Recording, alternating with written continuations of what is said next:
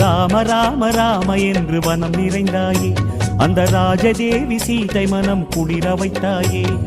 உனை நினைக்கும் போது அதிசயமே தோன்ற, வானர வீரா மனதில் பெருகுது பரவசமே.